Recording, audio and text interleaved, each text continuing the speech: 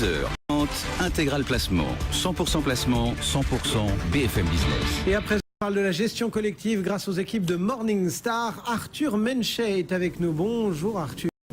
Bonjour Cédric. Vous évoquez ce matin le fonds HSBC Euro Action. Oui, ce fonds HSBC investit dans les sociétés de la zone euro dont la taille est supérieure à 1 milliard d'euros. Alors ce fonds HSBC Euro Action a connu une très belle année en 2013 et c'est grâce à des choix judicieux dans les secteurs de la consommation cyclique, de la technologie et des financières. Mais au-delà de ces résultats de court terme, on est plus mitigé sur son potentiel de surperformance pour le long terme chez Morningstar. Pourquoi cette prudence ? Eh bien écoutez, la qualité de la sélection de titres n'a pas toujours été au rendez-vous. Elle a même contribué négativement à la performance du fonds en 2010, 2011 et 2012. Et c'est normal puisqu'en fait le gérant avait positionné dès 2010 le portefeuille sur des sociétés plus endettées que la moyenne, en particulier sur des valeurs domestiques sous-évaluées et les financières, dans une optique contrariante puisqu'il était plus optimiste que le consensus sur la reprise économique en Europe. Et malheureusement, ce sont ces valeurs qui ont été malmenées dans un contexte d'aversion au risque. Par conséquent, le fonds a sous-performé pendant 3 années consécutives, donc en 2010, 2011 et 2012. Puis il y a un autre point à surveiller, c'est qu'il y a eu des changements récents dans l'équipe en 2013 avec l'arrivée de 4 gérants en provenance de la banque privée, puis un transfert en interne. Pas rien de trop grave à ce stade, mais par contre ça milite pour la prudence et on surveillera que l'intégration de ces nouveaux membres dans l'équipe se déroule bien. Bon, là vous avez posé sur la table les doutes que vous aviez, entre guillemets. Est-ce qu'il y a quand même quelques points positifs sur ce dossier ? Eh bien oui, écoutez, l'équipe a quelques points forts. C'est Denis Grandjean qui est aux commandes du fonds depuis 2008 et il fait partie d'une équipe de 8 gérants.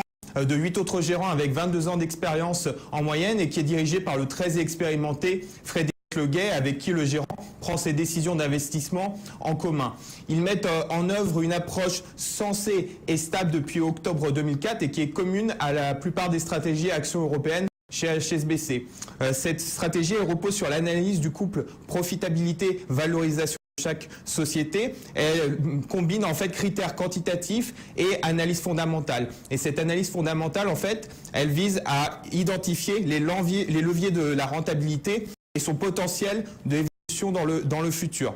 Elle aboutit à un portefeuille de 50 à 60 convictions et ça laisse peu de place aux erreurs dans la sélection de titres. Et puis à fin mars 2014, dans le dernier portefeuille collecté par Morningstar, on constate que l'exposition mid-cap est proche de la moyenne de la catégorie, mais elle a été bien plus élevée par le passé et ça, c'est un facteur de risque important. Et du coup, au niveau de la note, qu'est-ce que ça donne ? Ben écoutez, sous la houlette du gérant de janvier 2008 à fin avril 2014, écoutez, l'historique de performance a été irrégulier puisque le fonds a essentiellement surperformé dans les marchés fortement haussiers de 2009 et 2013 et puis les résultats ont été obtenus au prix d'une volatilité bien supérieure à la concurrence. Si on regarde sur une base ajustée du risque, les résultats du fonds sur cette période sont proches de la moyenne. Par conséquent, on pense que ce fonds HSBC Euro Action n'est pas un mauvais choix pour s'exposer aux actions de la zone euro, mais par contre, son potentiel de surperformance n'est pas avéré sur le long terme. Par conséquent, sa note des analystes Morningstar est neutre. Merci beaucoup Arthur Menchet sur ce fonds HSBC.